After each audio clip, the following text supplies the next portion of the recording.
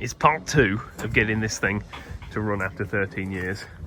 So we had trouble with the injector pump being stuck, and we've half freed that off. But the biggest trouble was the starter motor that was clunking. So I'll take that off.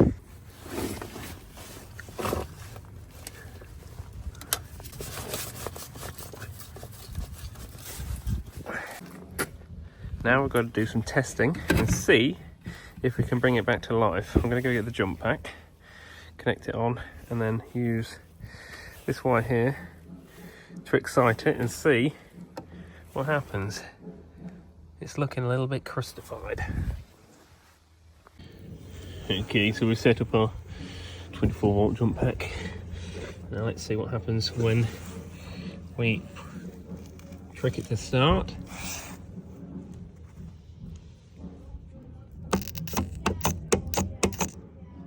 It's trying. It's just sticking. It's quite rusty there. I shall get some WD-40 and I'll pull that out a couple of times and we'll see what happens. Right, well, I've WD'd that spindle and it comes out, but it seems to be solid. It doesn't seem to turn at all, so I wonder if it seized on the shaft inside the motor. It could have done. Let's just see if that's altered it anyway now I've WD-40'd it.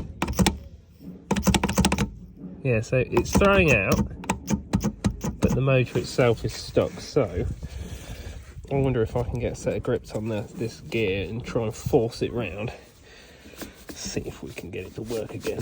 Let's go and get some grips. So I did have to get a bit mad with it to get it to move. I'd say a little bit mad, not that much.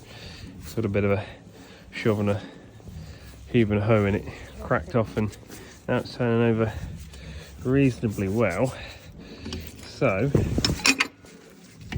let's see if that's done anything. It's definitely improved it.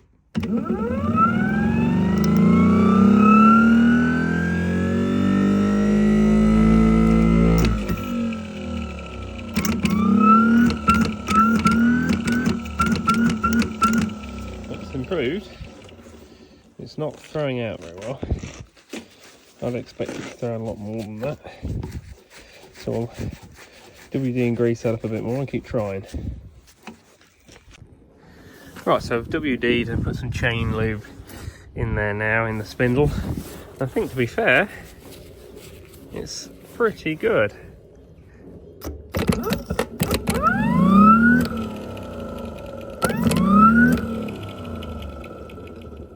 It's hard to do this with one hand.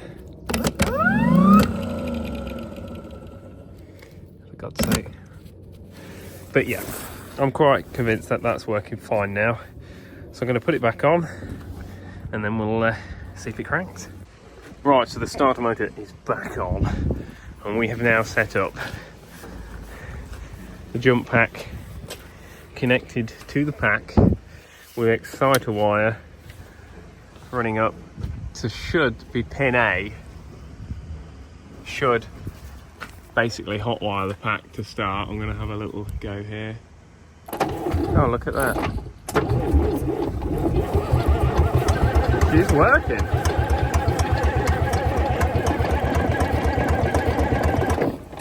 Well, the jump pack's, it's a little bit of a big arse for the jump pack, to be fair, but that was working well. So now, don't worry about that, so I was just giving it the old bar.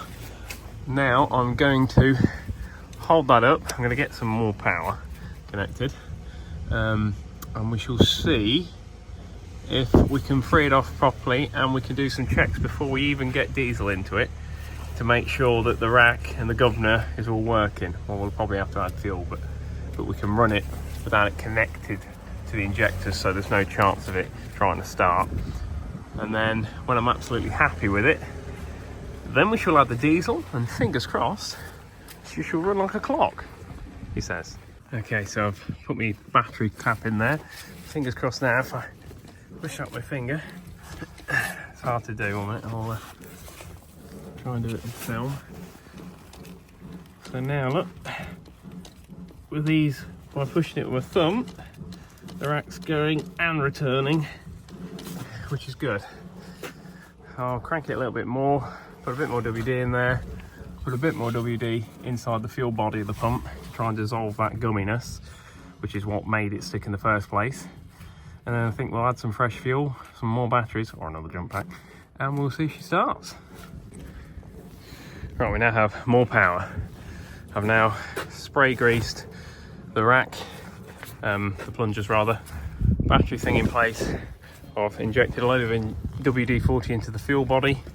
So now I'm going to crank it and we're going to see if the governor kicks the rack into run position. It should send it almost to full to help it start, as if you're flat racking it.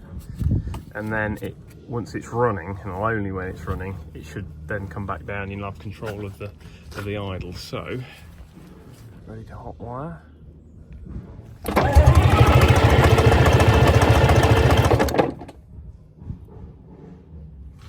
Well, the rack certainly went to full, but you see how it's got stuck on full?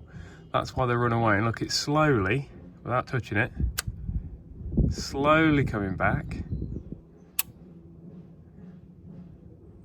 Here we go.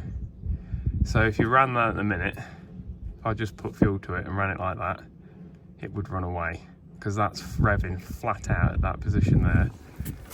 If I push it back to there, that's off. That would be off. That's run, low idle, and then obviously the further that way it all gets, the harder the revs. So let's watch it again.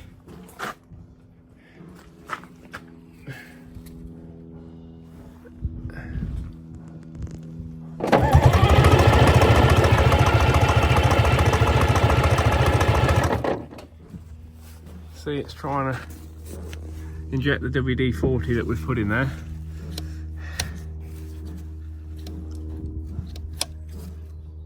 The governor's still holding it on full revs. It doesn't appear to be stuck.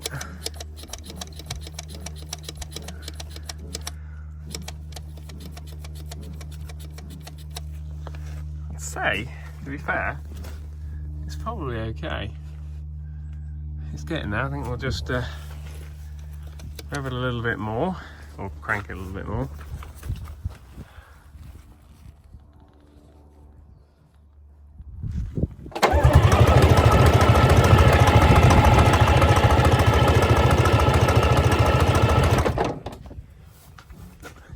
Even a bit of smoke out the exhaust there.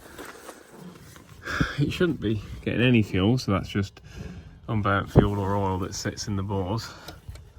Right, well, if we remove that should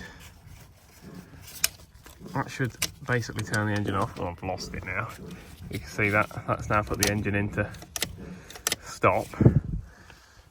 So I think we'll connect some sort of fuel up to it and we'll try again with real diesel. Right, we have connected up our fuel pump to a Milwaukee battery. We've now got fuel going into the injector pump. I've tracked the stop open, and now we're going to get a CO2 extinguisher just in case it runs away. We haven't tightened up the injectors yet. We're going to crank it over with them all off to get it to bleed through. I'll then put them on, then we'll try to start it for real. That's where it could run away. So let's crank it over. Just hold that.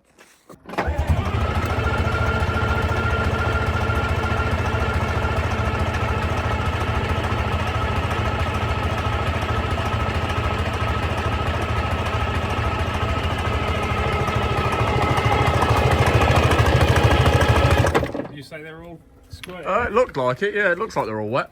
Just prime all that old fuel that's still in the filter out. Lovely yellow fuel, yeah.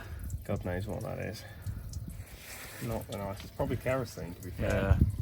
Yeah. I can't smell it. What does it smell like to you? Can't really smell it, to be honest. Go on then. You ready? Yep.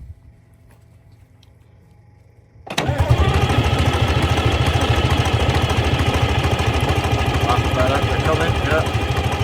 2, 3, 4. Yeah, all of them now. All of them are now injecting. Right, we've connected the injector pipes back up. This is a risky bit now because it could easily run away. Oil on the dipstick.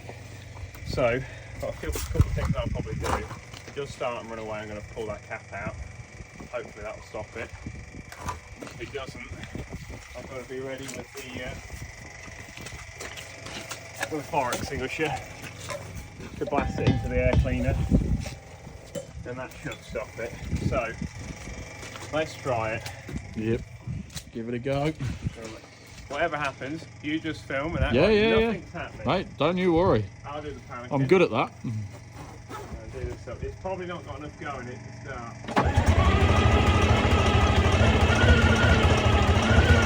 No, it's very close. Ooh.